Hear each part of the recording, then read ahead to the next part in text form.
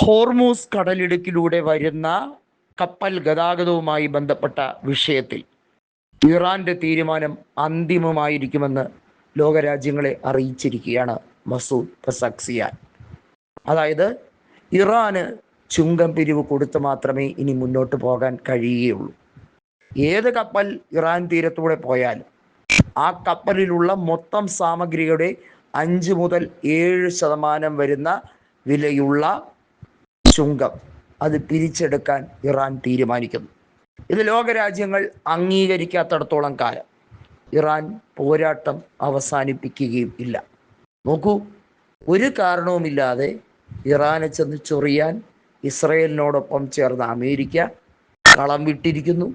Iran അവരുടെ പോരാട്ട വീര്യം തുടർന്നുകൊണ്ടേയിരിക്കുന്നു. കടുത്ത സാമ്പത്തിക ഉപരോധമാണ് ഇറാന് മേൽ അമേരിക്ക പലപ്പോഴായി നടത്തിയിട്ടുള്ളത്. അത് കാരണം ശതകോടികളുടെ നഷ്ടം ഇറാനുണ്ടായി. അതിന് നികത്തി വരണമെങ്കിൽ ഈ യുദ്ധ സാഹചര്യത്തിൽ ഇറാനുണ്ടായ ഭീമമായ ഭാരിച്ച തുക അവിടുത്തെ ജനങ്ങൾക്ക് കിട്ടേണ്ടിയിരുന്ന ആനുകൂല്യങ്ങളാണ് ഈ ഇസ്രയേലും അമേരിക്കയും യുദ്ധം നടത്തി ഇറാൻ അതിനെ ചെറുത്തു നിൽക്കാൻ വേണ്ടി വലിയ തോതിൽ ചിലവ് വഹിച്ചത്. ഇറാന് റഷ്യയോട് കടപ്പാടുണ്ട്, മറ്റ് ഇറാനെ സപ്പോർട്ട് ചെയ്ത രാജ്യങ്ങളോട് കടപ്പാടുണ്ട്. പക്ഷേ ഇറാന് ഇതല്ലാതെ മറ്റ് വഴിയില്ല. ഇറാൻ കപ്പം ചോദിച്ചിരിക്കും. മാത്രമല്ല, ഒമാനുമായി ഒരു ഉടമ്പടിയിലേക്ക് എത്തുകയാണ്. അത് ഒമാൻ തീരത്തൂടെ തിരികെ പോകുന്നതുമായി ബന്ധപ്പെട്ട കാര്യത്തിലാണ്. കൃത്യമായി പറഞ്ഞാൽ ഇറാൻ GCC രാജ്യങ്ങളെ നിലയ്ക്ക് നിർത്താൻ കഴിയുന്നു. GCC രാജ്യങ്ങളുടെ വിശ്വാസ്യത ഘട്ടം ഘട്ടമായി ഉയർത്തിയെടുക്കാൻ ഇറാന് കഴിയുന്നു. ഇതാണ് ഒരു രാജ്യത്തിനും ഭരണത്തലവനും വേണ്ട വിജയം.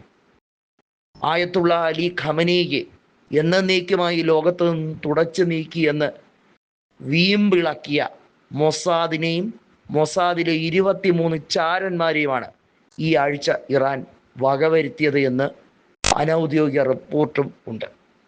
ഇതിൻ്റെ കണക്കുകളിലെ നിജസ്ഥിതി കാരണമാണ് ഔദ്യോഗികമായി പറയാൻ കഴിയാത്തത്. 23 പേർ മരിച്ചു എന്ന അനൗദ്യോഗിക കണക്കുണ്ട്. അതിൽ കൂടുതൽ വരാനുള്ള സാധ്യതയാണ് കാണുന്നത്.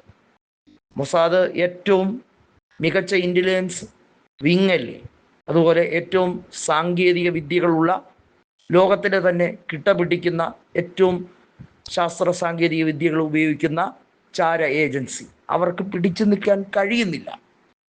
ഇത് ഗാസയിൽ പട്ടിണിപ്പാവങ്ങളോട് നടത്തുന്ന പോരാട്ടമല്ല. ഇറാൻ നടത്തുന്ന അസാമാന്യ ചെറുത്തുനിൽപ്പിന് മറ്റൊരു പേര് കൊടുക്കാൻ കഴിയുമോ എന്ന് സംശയമാണ്. റെസിലിയൻസ് അറ്റ് ഇറ്റ്സ് പീക്ക് എന്ന് വേണമെങ്കിൽ ഇറാൻ്റെ ഈ ചെറുത്തുനിൽപ്പിനെ കുറിച്ച് വിശേഷണം പറയാം. സൗദി വിവരം അറിഞ്ഞിരിക്കുകയാണ്. റഷ്യ ഇറാനോട് പറഞ്ഞിരിക്കുന്നത്, ഞങ്ങൾ എപ്പോൾ വേണമെങ്കിലും ആണവായുധം നിങ്ങൾക്ക് തരാം. നിങ്ങൾക്ക് പ്രയോഗിക്കേണ്ടി വരുന്ന സാഹചര്യം ഉണ്ടെങ്കിൽ ചോദിക്കാൻ മടിക്കണ്ട. നിമിഷ നേരങ്ങൾക്കുള്ളിൽ നിങ്ങൾക്ക് വേണ്ടി ഞങ്ങൾ കളത്തിലിറങ്ങും. ഇതിനേക്കാൾ മികച്ച രീതിയിൽ ഇറാന് ഒരു രാജ്യം സപ്പോർട്ട് ചെയ്യുമോ?